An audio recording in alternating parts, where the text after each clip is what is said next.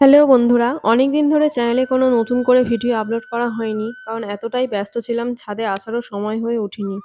আর এদিকে তো বৃষ্টি অনবরত হয়েই চলেছে। আপনাদের ওখানে অবস্থা কিরকম জানি না। আমাদের এখানে তো বৃষ্টি একদমই থামছে না। তো এই আজকে দুপুরবেলা খাওয়া-দাওয়ার পরে আমি ছাদে আসায় বলি ছাদটাকে একটু ঝাঁট দিয়ে দিই। আর এতটা স্লিপ হয়েছে, কাজ করা তো দূরে থাক, ছাদে মোটামুটি হাঁটাই যাচ্ছে না। কিছু জায়গায় ব্লিচিং দেয়, অনেকটা পরিষ্কার হয়েছে। তো দূর থেকে আমার এই কর্ন প্ল্যান্টটা যেমন দেখতে লাগছিল, কিন্তু সামনে এটা খুব ঘন হয়ে গেছে।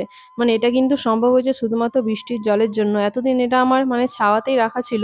কিন্তু যেই আমি এটা বৃষ্টির জলে দিয়েছি, দেখুন কত সুন্দর এটা গ্রোথ হয়েছে। একদম পুরো সবুজ হয়ে আছে আর দেখতেও খুব সুন্দর লাগছে। আর এই অ্যাডিনিয়াম গাছটা তো বৃষ্টির জল আর হাওয়া পেয়ে, জোরে জোরে বাতাস পেয়ে এদিকে সব ডালগুলো ঝুরে গেছে। আর এবছর কাটিংয়ের পরে এই ডালটাগুলো মানে এত লম্বা হয়ে গেছে, ডালগুলো ফুলও হয়েছে অনেক। মানে এত বৃষ্টির মধ্যেও কিন্তু অনেক ফুল ধরেছে আর কিছু ফুল ঝরেও যাচ্ছে। আর এদিকে দেখুন আমার এই কাঠচাঁপা গাছটা তো আবার কুঁড়ি এসেছে, আবার নতুন করে ফুল দিতে শুরু করেছে। আর এদিকে আমার জবা গাছটা যে আছে, লক্ষ্মী জবা যেটা বলি, ওটাতে কিন্তু রোজ ২টো ৩টে করে মোটামুটি ফুল হয়।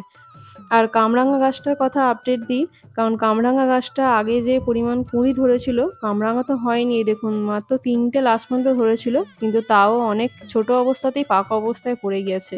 তো আমি পেকে যাওয়াতে দেখলাম, ভাবলাম টেস্ট করে একটু দেখি, কিন্তু এতটাই কষা ছিল, মানে ঠিক পাকেনি, তো কাঁচা অবস্থায় পেকে গেছে তাই এটা। তো আজকের ভিডিও এটুকুই, দেখা হচ্ছে নেক্সট ভিডিওতে। ভালো থাকবেন, টাটা।